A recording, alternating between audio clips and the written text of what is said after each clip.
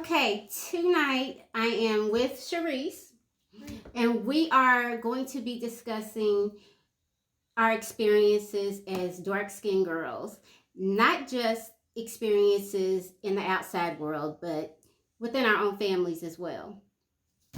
So, for me personally, you know, it wasn't just going to school and outside playing with other kids, being told that, I was too dark or my lips were too big, nose was too big. It was stuff within the family as well. I had an aunt who made sure I knew that the light skinned cousins were the pretty girls, and that really set me up for failure as far as how I viewed myself and my own black girl magic. So how have your experiences been? Um, well, it starts within the family. I had some family members that would praise me and tell me that I was beautiful, but then the actions were different. And it was hard, especially since because not only was I going through that at home, but I was going to school, and then here goes these other kids that just, they probably heard it within their family members and whoever they had, and they were coming back and doing the same thing to me. So I would say that the actions were speaking louder than the words, and it didn't. I didn't care what anybody had to say about the beauty of anything. It was more of what they did and how they made me feel in that situation. Let me tell you, we're like two different generations, but when I was going to school, because I was so dark, back then it was if you were African or dark skinned, it was a bad thing. And they used to joke on me and call me an African booty scratcher. That hurt my feelings so bad that today I still think about that. I still think, okay, am I good enough as a dark skinned girl? When I'm hanging out with, you know, a couple of light skinned friends that I have, light skinned cousins, I think, okay, I go revert back to that little brown skinned girl that wasn't the prettiest girl in the group because I was the darkest. Mm-hmm. I came from that. I actually had nothing but light skinned friends and it was kind of an unconscious thing. I didn't even realize it till later on, but I had nothing but light skinned friends, and um, they never really treated me different because I was darker skinned, but maybe their family members would or other people. There's been times where I have the same belief. I would say the exact same thing in the same manner as those girls, yet I was the bad one. And I would sit there and try to figure out, like, what is it? Like, that was the only thing that I could come up with, because I'm like, these girls are saying the exact same things and doing the same things that I'm doing. And for some reason, what I say or do is the issue, but when they say it or do it, it's nothing. It's that light skin, dark skin divide. Yeah, for sure. Dark skinned girls were never, okay, what you're saying is as important as the girl over here that looks like Halle Berry or, you know. So, how was it in your family? I mean, you have a sister who is a light skinned woman. Mm-hmm. So, how was there a difference in how she was treated, or did you ever see that, or? Yeah. And honestly, it had to do more with. She was also very. How can I say this? Outspoken more than I was as well. She was, and I would say that it had to do also with that, and also with the fact that it had to be her skin color. She was. I'm trying to hold it in. I'm sorry. She never made me feel any way though. It was never her, but it was others, not within my family, but sometimes friends of the family. They would see her and go, "Hey," and then see me, "Hey," Mm-hmm. and I'm like, "Okay," like you just okay. Oh, that's the older one, is what they would say. Oh, that's the oldest child. I'm like, oh, I have a name. Thank you very much. But it wasn't necessarily anything within her that she made me feel that way, or anyone like completely close to us. It was like family friends that just, they didn't care anything of me, or um, and to this day they still do it. And I've even told them, I'm like, I've gotten in their faces about it, and now I just let them do what they want. And it sucks because now everyone is trying to be, oh, dark skinned women this and dark skinned women that. And I'm like, where were you at about Right. 10 years ago? Right. All of a sudden, 2019, 2020, everybody wants to, you know, oh, dark skinned women are beautiful. It wasn't like that when, you know, when the two of us were growing up. I remember, you know, when I was growing up, I kind of went from my aunt's house to my parents' house to my grandmother's house. I was raised in all three households. My aunt had two daughters. The one that I was a month, our birthdays are a month apart. We're the same age, just a month apart. Light skinned, I mean, pretty girl. But whenever I was at my aunt's house, you could definitely tell it was, you know, I'm not going to say my cousin's name, but it was always, she's a pretty one. You could just tell by the way everyone reacted to her. And then I was the other one. And as we grew up, it was the same thing with boys. You know, we went to school and boys just flocked all over her because she was the light skinned girl. And, you know, and here I was, the dark skinned girl that nobody wanted to talk to because, you know, it was, she's a pretty cousin, and then you got the other one. You know, so those are some of the things that I had to deal with. But I will tell you, to this day, I'm like, you know what? I'm kind of glad it was like that because it taught me to start loving myself as I got older. And not only that, she was pregnant at 13. And I was like, nobody even wants to talk to me. So I don't have to worry about the teen mom thing. You know, I don't have to worry about making that mistake. I will say that that's definitely something that I have also that I've also experienced myself as well. And it's funny because sorry. Okay, it's funny because I just actually recently talked to a friend of mine that is also dark skinned, and now she's a model, and she is getting all these different messages from all these different men that we went to school with, trying to get with her and everything. Do we want to name drop to kind of give I don't. Okay. But it's just now they're trying to talk to her, and back then they weren't doing that, and it wasn't all because of her being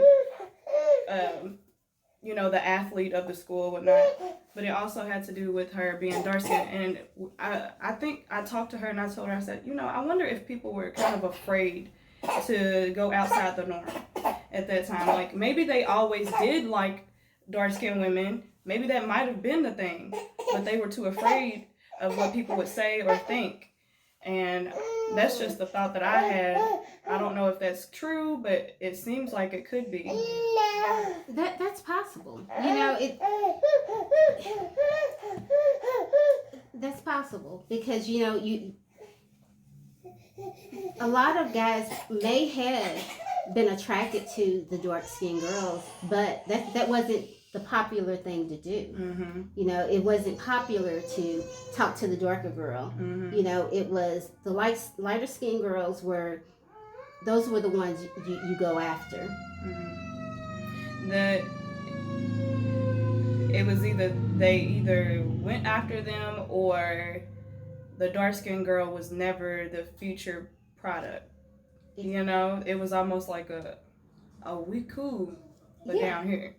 Yeah. Not in front of everyone. Yeah, not in front of everybody. And I experienced that again firsthand as well.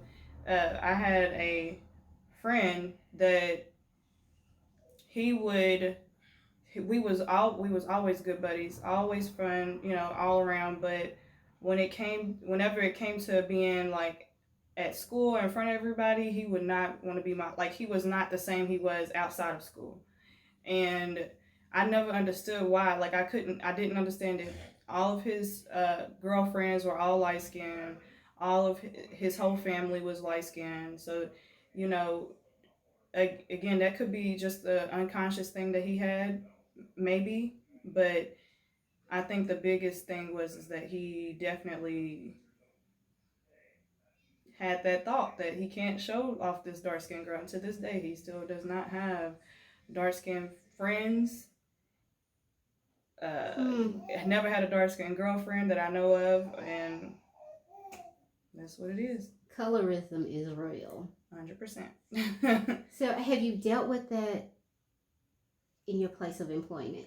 Because I feel like I have. I feel like, I'm not only competing with the white girls, the Asian girls, but I'm competing with the lighter skinned girls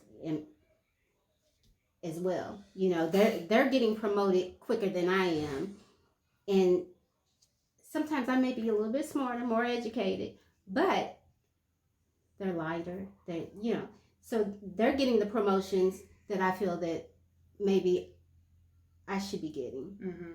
So do you feel like you're having that type of competition in the workplace? Now, at first I thought that I did, but then looking back, I don't think that they're like the places that I was working with or working at. I was almost always the only black person working there, except for maybe a couple restaurants that I worked at. But when you're working as a server, it's different.